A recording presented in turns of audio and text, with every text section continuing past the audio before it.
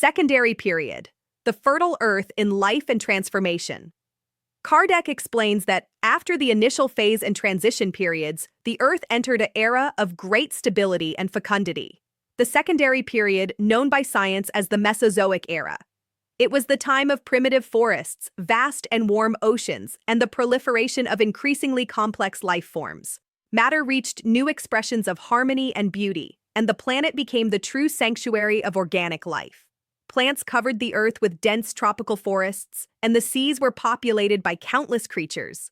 Among them, the enormous marine and terrestrial reptiles, the dinosaurs, symbols of strength and vitality that marked this era. Kardec saw in this exuberance of nature a reflection of God's creative power, which multiplies the forms of life without ever losing order or purpose. Modern geology confirms that the secondary period was marked by great climatic and tectonic stability. The continents began to separate, giving rise to the landmasses we know today, and the Earth's crust largely stabilized. These changes created new ecosystems, and biological diversity flourished at an accelerated pace.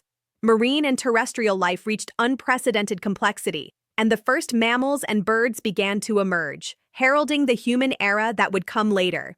For Spiritism, this flourishing of life is the expression of the law of universal progress. Spirits that had already passed through lower stages now found themselves in bodies more capable of complex manifestations, allowing them to develop intelligence and instinct. Biological evolution, viewed through a spiritual lens, is the instrument of moral and intellectual improvement of the incarnate spirit. Modern paleontology shows that, throughout this period, major extinctions also occurred, which opened space for new forms of life. These apparent destructions are not punishments or accidents, but moments of cosmic regeneration, where nature reorganizes itself for new expressions of life.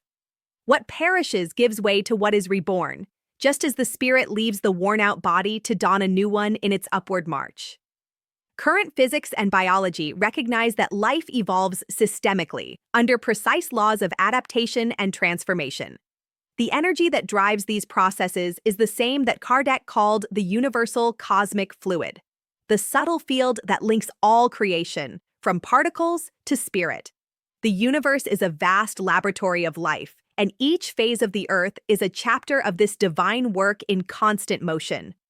Kardec compares the secondary period to the maturing of human youth. The exuberant force manifests in fullness, preparing the being for greater responsibilities. Similarly, the earth, full of vitality, was preparing to receive beings endowed with reason, who one day would understand the intelligence that governs it. Contemporary astrobiology reinforces this thought, showing that the same chemical and physical laws that generated life on Earth operate on other worlds. This confirms Kardec's view of the plurality of inhabited worlds and the continuity of creation everywhere. The secondary period, therefore, is the symbol of the triumph of life over inertia, of light over chaos, and of divine wisdom manifesting in the exuberance of nature.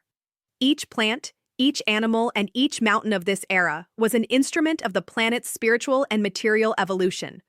If this reflection has awakened in you admiration for God's creative force, share it. Because understanding the secondary period is recognizing that life is the language of the Creator, written in the stones, in the waters, and in the beings that inhabit time.